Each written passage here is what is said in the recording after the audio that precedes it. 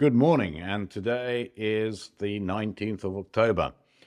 We had a very quiet week last week, really, because the data side was very light. All we had was a little bit of retail sales and weekly claims, and the numbers keep on coming in slightly stronger than expectations, which basically means the index of economic surprises keeps on rising rather than falling. And that's really what we've been saying for quite some time, that the economy continues strong, and there is absolutely no reason to expect that nominal GDP is going to fall at any time soon. And that's reflected by the data that's coming out of the Atlanta Fed, where they're looking for very, very solid GDP growth in the next quarter. What else happened? Well, we had another cut from the ECB, which is significant because Lagarde justified it by saying that they were restrictive, and they are continuing to be restrictive even after this rate cut, and therefore that the expectation should be that the restriction will continue to be lowered via rate cuts in the future. So she's on the same page, really, as the FOMC and especially Jay Powell. China keeps on continuing to support its equity market, or keeps on attempting to do that. And all these factors are making it so that hard assets, and we're talking about equities and gold, continue to outperform nominal assets like bonds. And really the only thing that's a hard asset and is weak is oil. But that's that. Commodities really are not in that cycle as yet. What's going to happen next week, Andy? Very little, really. We have very little data to give us any kind of contraindication to what has happened this week. Yeah, I think this week is about, and next week will be about the same thing we've been talking about for a while now, which is very easy financial conditions, despite what the central banks say, is supportive of assets, and much more importantly, supportive of an economy. And so the U.S. economy continues to roar and every bit of data that we've seen suggests that. And it's just one of those things where the equity market is going to outperform the nominal bond market.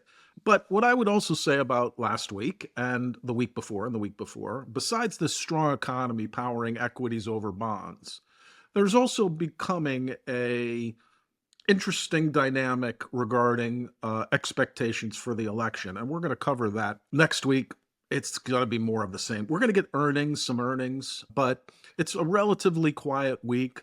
And then the following week is where things start getting hot, and we'll deal with the QRA, which comes out, quarterly refunding announcement, which comes out on a week from Monday and a week from Wednesday in the next episode. But we don't expect anything particular to be a macroeconomic driver besides geopolitics. Mentioning China at one point, they continue to do all they can to prop the real estate market up, prop the stock market up, and are not doing anywhere near enough to prop the consumption economy from replacing the heavily levered investment economy that has resulted in the very poor performance of China. So we don't think that that's necessarily enough yet, but we'll see. So, Nick, what do you think about the election? Well, of course, I have no more idea than anyone else about what the result will be. I just know the way the money is flowing is that the market is beginning to bet on a red sweep. And really what concerns me more than anything else is the dangers that would present to anyone's portfolio, and that people need to hedge. In my view, a red sweep, by which I mean Trump wins the presidency and both houses are controlled by the Republicans, that really takes the brakes off what he can do and what economic policies he can enact. Let's go through them. There will certainly be deregulation, which is positive for equities. There will certainly be an increase in the budget deficit, which was very dangerous for the long end of the bond market. And really, this trend of equities over bonds might go into hyperdrive. If I were long, and as you know, we got rid of our TLT and IEF this week, not so much because of the price action, but because of the future dangers to those positions. I just cannot justify to myself holding long duration bonds at these prices with the danger ahead of a red sweep. What do you think, Andy? Yeah, I mean, the red sweep to me is, again, as you said, pro equities over bonds and very negative bonds. And so the question will be, what's discounted already in both markets? Not much. We're probably, in a train trip from New York State, Penn Station to the West Coast, we're still in the Northeast corridor heading west on both pricing. So equities will likely spike, bonds will likely sell off. And the question is to what extent and to how persistent will that be? And what we know is that corporate taxes are likely to come down, which is positive for earnings and positive for stocks. Any wealth tax associated with capital gains or investment income will probably not occur, which is positive for stocks. But on the budget deficit side and the inflation side, it's extremely negative. And so a red sweep to me looks like a very, very aggressive bear steepener, where the Fed will have no choice but to, even with intense pressure from the red sweep, to pause cuts, which will hurt the short end. And all of the other factors that we just mentioned are bearish the long end. So that seems to be a no-brainer that you have to stay out of bonds. The question is, can equities sustain the rally that they will invariably have due to the positives with the bond market cutting out the valuation needs? What do you think about that? I think all I know is that there are very few natural buyers of bonds when the long duration asset has no positive carry. Now, that is a real problem. When will the levered players buy long duration with both hands? When will the banks step in? Well, only when they have positive carry. And we are a very long way away from the long bond having positive carry.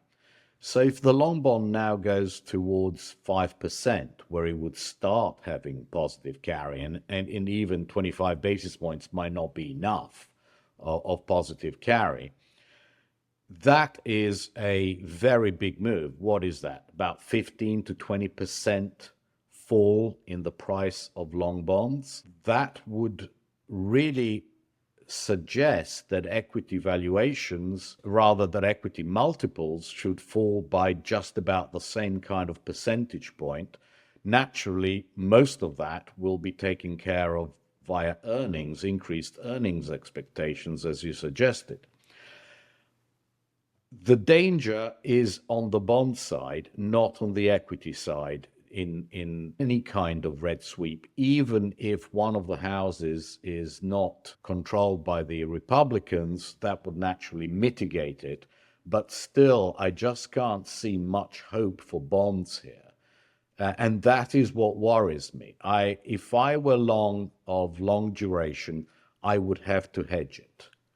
Absolutely. That seems clear in both the red sweep and the red split. Let's talk a little bit more about the red split. I agree it's probably mitigates that somewhat at the, in a red split sweep, the actions of the central bank to offset that stimulus would be, pretty clear. They wouldn't really have to deal with the politics. In a red split, imagine the Fed will be more cautious in terms of offsetting any spike in the economy and maybe just pause versus acting, which to me mitigates the pain on the short end, which supports the long end. But as you said, the long end is still unlikely to see bids from already levered banks that are already long a bunch of treasuries from much lower yields before they start bidding. So the long end still looks vulnerable, but 100 basis points, which, by the way, that's what happened in 2016. The moment Trump was elected, 100 basis points of yield increases happened almost instantly. Now, stocks also rallied, and that's the point.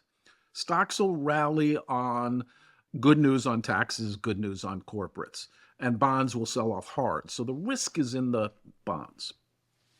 Yeah, absolutely. But another risk which is probably underpriced by the market, and that is why instead of going into the short end, I actually chose to go to USFR, is that the Fed could become significantly more hawkish. Because if now you start getting an acceleration in GDP and animal spirits released in the equity market, I really don't see why the Fed would not pause after this cut in November. Because let's face it, if Trump wins and they pause in November, that will be seen as very partisan. So I think the November cut is pretty much baked in. But after that, I can really see the Fed turning much more hawkish than the current dot plots suggest. And we could easily have a situation in which they start thinking about having to hike rather than having to ease throughout 2025. And we're not counting the number of cuts in 2025. We're actually arguing whether they need to hike. And the yield curve actually goes quite positive. So that is, to me, the big danger on a red sweep.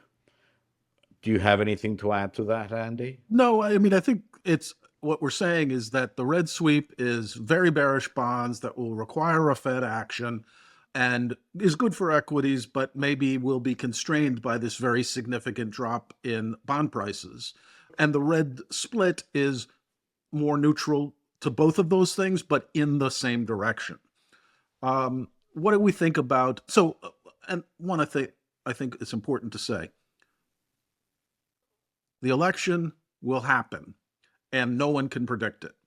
But it's important to say that, as Nick mentioned, the markets are already moving in a direction that indicates a red victory in the presidency. So part of this is already being discounted. Not enough, not anywhere near enough, but part of it. Are they right? I doubt it. They don't know. It's just the way the money's moving. If you saw what happened during any of the most recent elections, you know that markets are caught off guard completely by the election results. And so we expect the same. So that's why it's a matter of risk. Now, the question on bonds, if we are so bearish bonds in a red sweep, are we bullish in a blue split or a blue sweep? I'm not, because I just don't see that any outcome reduces the budget deficit. And I just can't see that this kind of yield curve is sustainable with an increase in the budget deficit, because whoever wins, the budget deficit will continue to increase. What are your views? Yeah, I don't. So I step back and say, does it even matter? The election's going to matter. It's going to matter, and don't misunderstand.